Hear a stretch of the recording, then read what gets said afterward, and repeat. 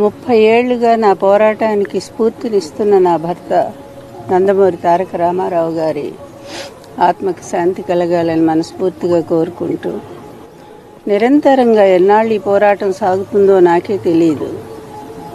కళ్ళ ముందు ఎన్ని జరుగుతున్నా కూడా, ఎన్ని అకృత్యాలు జరుగుతున్నా కూడా బాధపడుతూనే ముందుకు సాగిపోతూనే ఉన్నాను. ఇప్పటికి కూడా ఈ అబద్ధాల ప్రపంచం, ఈ దుర్మార్గుల అరాచకం నన్ను వెంటాడుతూనే ఉంది, వేధిస్తానే ఉంది.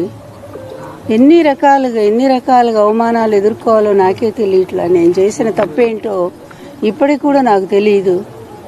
ఆయన నన్ను వివాహం చేసుకున్నారు, అందరి ముందే చేసుకున్నారు, లక్షలాది జనం ముందు అనౌన్స్ చేసి చేసుకున్నారు, భారీగా ఇంటికి తీసుకొచ్చారు, గౌరవం ఇచ్చారు.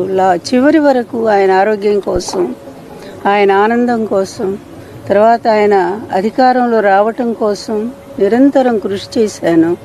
ఒక చిన్న పదవి తీసుకోలేదు, ₹1 డబ్బు ఆశించలేదు, నిస్వార్థంగానే మిగిలిపోయాను.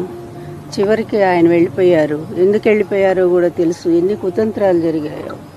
ఆ తర్వాత కూడా వాళ్ళు వదిలిపెట్టకుండా అదే అబద్ధాలను కంటిన్యూ చేస్తూ నా జీవితాన్ని నాశనం చేయడానికి ప్రయత్నం చేస్తూ ఉన్నారు.